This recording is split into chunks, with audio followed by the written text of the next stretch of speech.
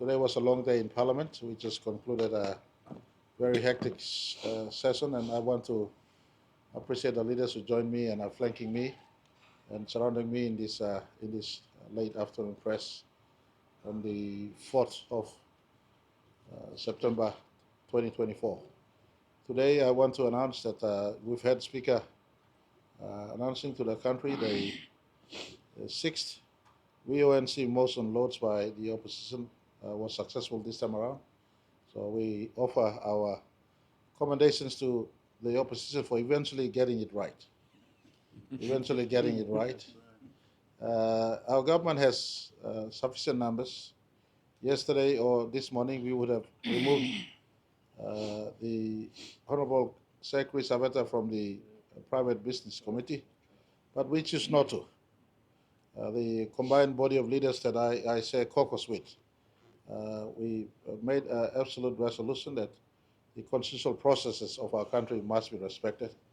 PBC is a parliamentary committee that functions to administer private members' motions and private members' bill. And so the entire coalition government agreed that we will not change the composition of PBC. And so the Honorable Governor Haveta was part of the PBC that sat and deliberated and found that it is competent this time around. And so we congratulate the Honorable Rainbo Paita, member of Finschhafen, who got his name prescribed as the alternate Prime Minister from the opposition. And I am here with Deputy Prime Minister, who is the Deputy Party Leader of Pangu Party, and the 5 regional leaders who are also here. I'm also surrounded by the coalition parties we have. They are partner to our coalition government. URP leader, the Honorable William Duma. SDP leader, the Honorable Paul Sparkov. People's First Party leader, the Honorable Richard Maru. National Alliance leader, the Honorable Walter Snowbelt. And we received a representation from the People's greater member of the People's Party. Governor Ipatas, as the founder of People's Party, informed us earlier that the party is still part of the government. The party leader decided to abscond government and is now in the opposite.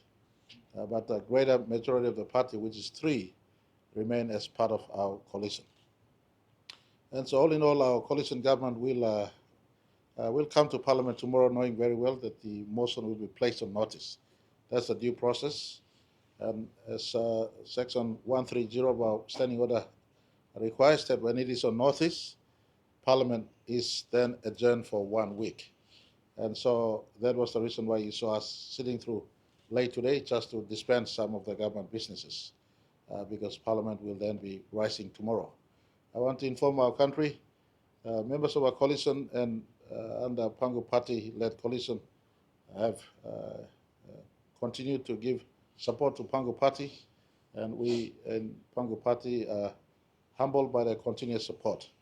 This coalition was established after the elections in 2022 national general elections. Pangu Party received the Section 63 invitation to form government, and that receipt came at the backdrop of us returning to office 39 members of parliament. And together with the current coalition we have on the table, we've been able to hold government up till today. And today at this juncture, when the contest is on, you see sitting on the table together, and at the back, members of the coalition government leadership team. And I want to announce to our country that we will come into Parliament tomorrow, and when Parliament's adjournment is made, we will still be together until next week, Thursday. I want to give confidence to our people. Our country demands our leaders to act responsibly, and it's shown our government coalition never wavered from our constitutional duty. When the correct constitutional process was invoked, then we are allowing the process to run its course.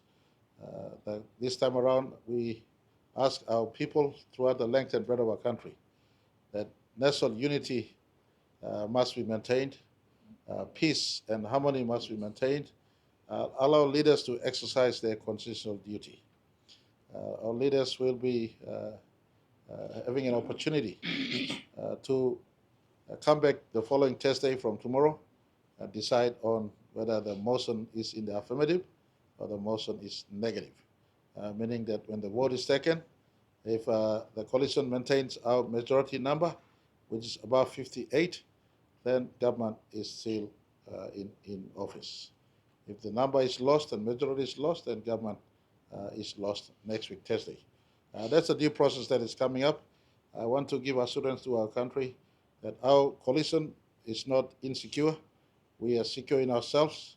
We have not gone into a stiff traditional lockdown that past camps usually have. In fact, in the 2020 Pangu-led political grouping, when a vote of no confidence was up in the air, we never went into a strict lockdown. That is the same modus operandi, so to speak. We will be in that same mode in going up to tomorrow and for the week that is coming up. I want to, in my appeal for unity, point to us that this Friday and this weekend is an extraordinary weekend. We have the papal visit. Our preparations are going on, and the Pope is arriving after sunset on Friday. He's now in Indonesia. So he's en route to PNG. So I appeal to our country. It's a fitting coincidence that the Pope comes at this time when we are in hot contest. Time for us to have a reflect. As government, we give commitment. We are not, the leaders here with me are never silent when we in our own retreat, in our own government caucuses. There are heavy exchanges going on, especially in respect to what we must do for our country and our people. And we will take this week to have a reflection on how we've come, especially our commitment to our people when we assemble government in August of 2022. The reflections will be made, and a coalition will come out of this bigger, better, especially in respect to us taking the country into 2025 and beyond. So I just want to give assurance to our people out there. Let's not cause unnecessary stir and emotions out there, whether it's in the internet space or in the social media space or in actual localities where you live from. Leaders will make a rational judgments on the policy alternate the opposition is putting up and the opposition team. Government here today as we speak, we have easily over 77 members of parliament in the alliance of coalitions we have today sitting on left and right. So I just thought we make this announcement to our country that peace must prevail, unity must prevail. Let leaders invoke the process of our constitution in the vote of no confidence that is now on foot. And come next week, Thursday, you will see which side of the dice the number falls into.